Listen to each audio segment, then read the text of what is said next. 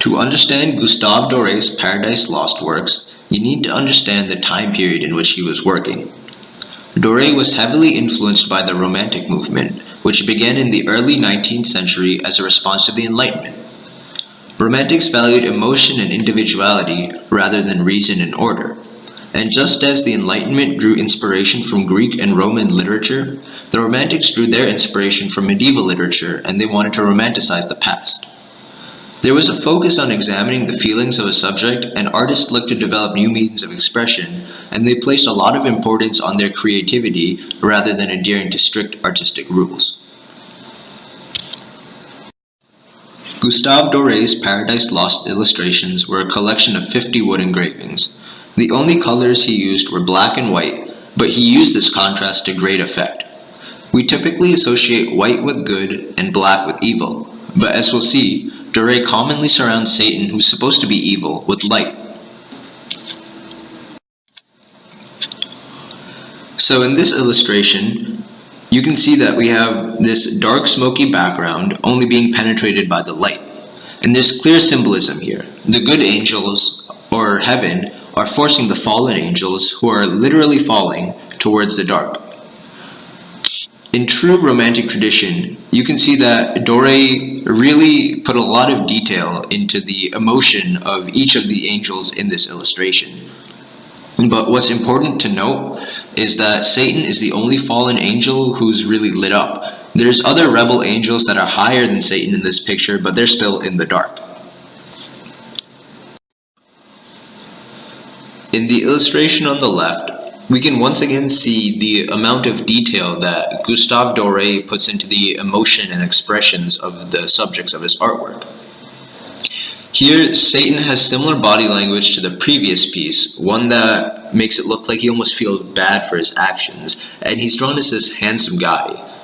On the right, you can see a neoclassical depiction of Satan, where he's drawn as this stereotypical devil character with horns and that he's eating people. What's interesting is that on the left we once again have this gloomy background, yet Satan is basked in the light. So why does Gustave Doré do this? It's because he's a romantic. Satan was seen as an anti-hero during the Romantic movement rather than an antagonist.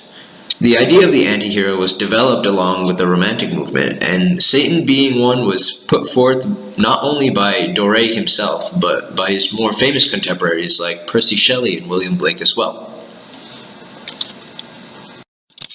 So just as we could analyze Gustave Doré's Paradise Lost works in the context of the Romantic movement, we can understand the graphic novel Lucifer in the context of the modern age of comic books. The modern age saw comics become darker, more violent, and more sexualized, and for this reason, it's also called the Dark Age. It started in 1986 with the publication of Watchmen and the founding of Dark Horse Comics. And similar to the Romantic movement, it was characterized by the rise of anti-heroes such as Batman and Wolverine. Superheroes were no longer these goody two-shoes white knight type characters, but rather more of like regular people who had their own psychological problems to deal with, and they had a lot of other drama on the side rather than just saving the world. The comic book medium allows for a lot more intricate details than a wood engraving does.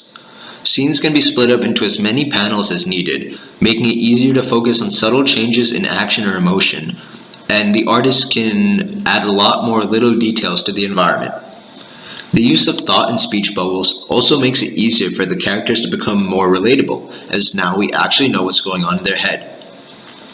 Lucifer, the character, is also an anti-hero, but no symbolism is needed like in a wood engraving, because in a graphic novel we can see explicitly through their actions and how their actions change over time.